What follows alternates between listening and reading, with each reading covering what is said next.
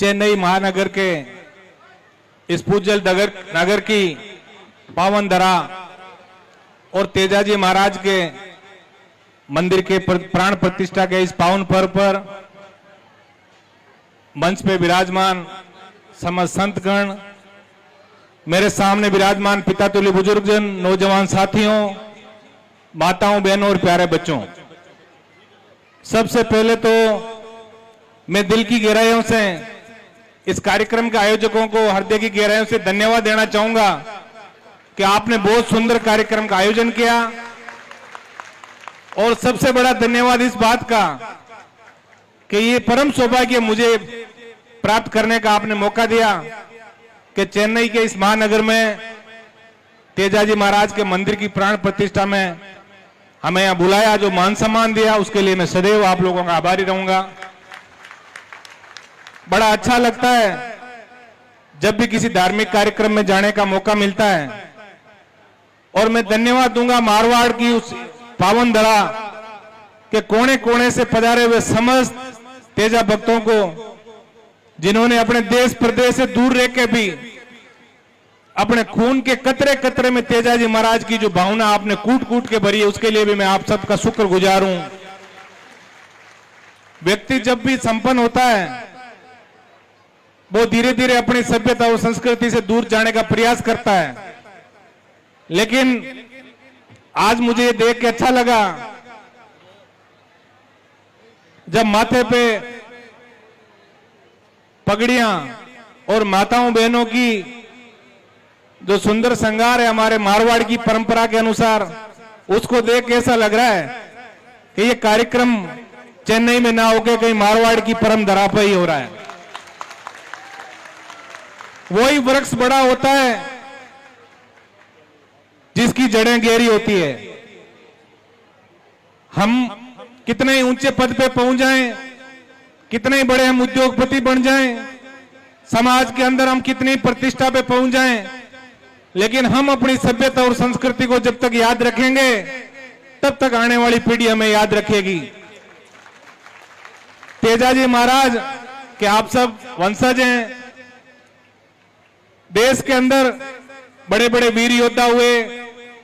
देवताओं का जिक्र आता है। कलयुग के अंदर तेजाजी महाराज का जो पराक्रम था, जिन्होंने निस्वार्थ भावना से गए तो अपने ससुराल और एक गुजरी की गायों के लिए अपने प्राण न्योछावर कर दिए। इससे बड़ा बलिदान आज तक देश के अंदर नहीं हुआ। हम सबको ये सोचना है,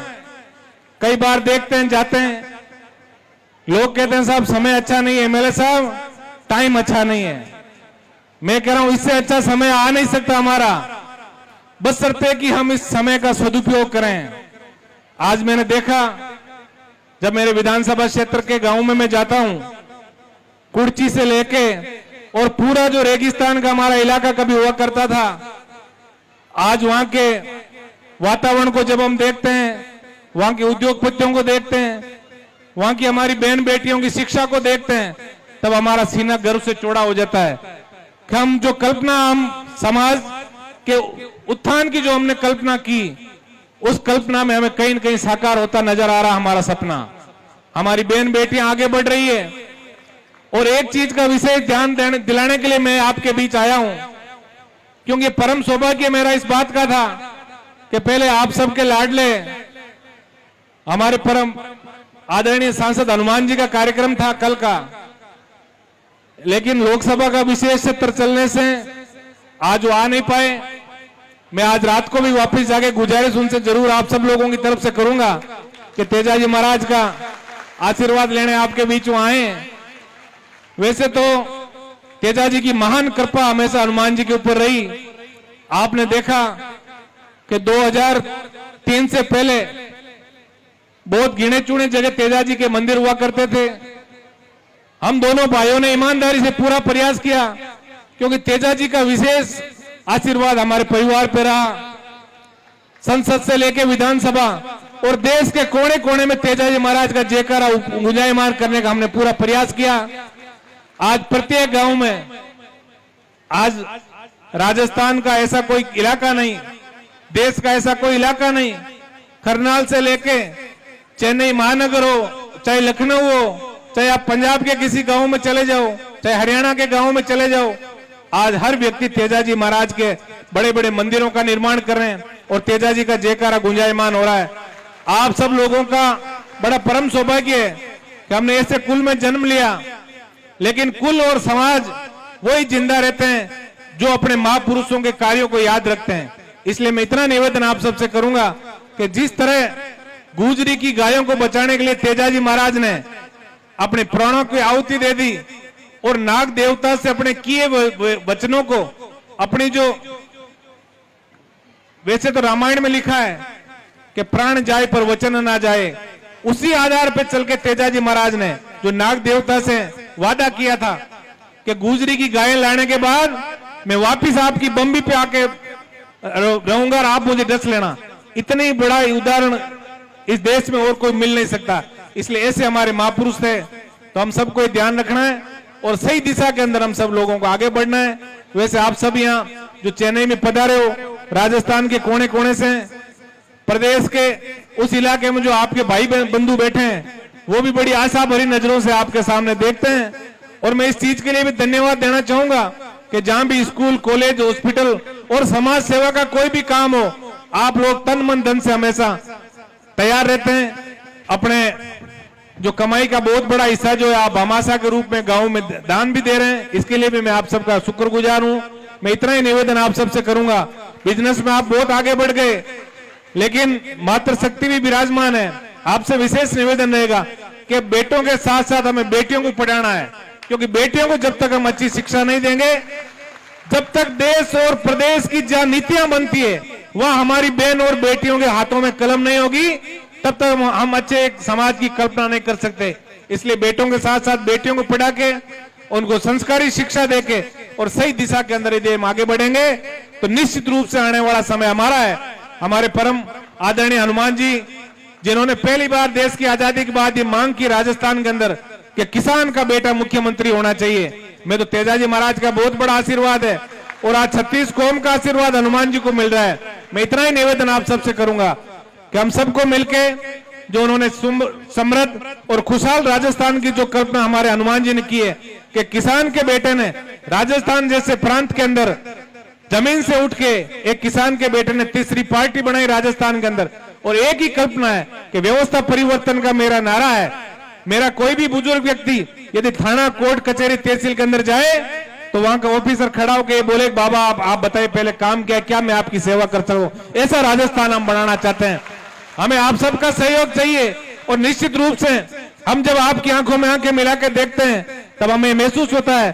कि राजस्थान के कोने कोने से जो भी व्यक्ति है एक आशा भरी नजरों से हम भाइयों की तरफ देख रहा है।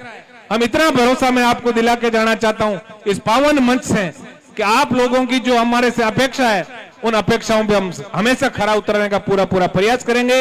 मैं आप सबसे एक बार पुनः इस चीज के लिए भी मैं धन्यवाद कि आपने हमें यहाँ बुलाया, इस सुंदर कार्यक्रम में यहाँ उपस्थिति का मैं सौभाग्य दिया। मैं इस अपेक्षा के साथ कि हम शिक्षित समाज बनाएंगे, नशा मुक्त समाज बनाएंगे और हम सब मिलके 36 कौम के लोगों को साथ लेके और एक जाजम पे बैठ के हम विकास की बात करके और सही दिशा के अंदर हम आगे बढ़ने का प्रयास करेंगे। इन्हीं अपेक्षाओं के साथ एक बार पुनः इस कार्यक्रम के समस्त आयोजकों को और विशेषकर मेरी मातृशक्ति को, क्योंकि जब भी कोई धार्मिक कार्यक्रम में आते हैं मातृशक्ति की बड़ी उपस्थिति रहती है। और एक बात आप सबसे निवेदन मैं करूंगा, क्योंकि किसान परिवारों में मातृशक्ति को आगे बढ़ने का मौका कम मिला है, अब हम सबका एक नैतिक कर्तव्य है कि बेटा और बेटी में बिना भेद किए हमें मातृशक्ति को भी सही दिशा के अंदर आगे बढ़ाना है। संस्कार युक्त शिक्षा इनको देनी है बेटियों को, और बेटियां हमारी निश्चित रूप से यदि हम कल्पना चावला से लेके इंदिरा गांधी से लेके और समाज के किसी भी क्षेत्र में, चाहे वो राजनीतिक क्षेत्र हो, चाहे वो सामाजिक क्षेत्र हो, चाहे वो आर्थिक क्षेत्र हो, आज हमारी बहन बेटियों ने बहुत बड़ा नाम जो अपने अपने परिवारों को किया है। इसलिए बहन बेटियों को संस्कारित शिक्षा देके और सही दिशा के अंदर आगे बढ़ाना है, ऐसी मैं आप सबसे अपेक्षा करूंगा। एक बार पुनः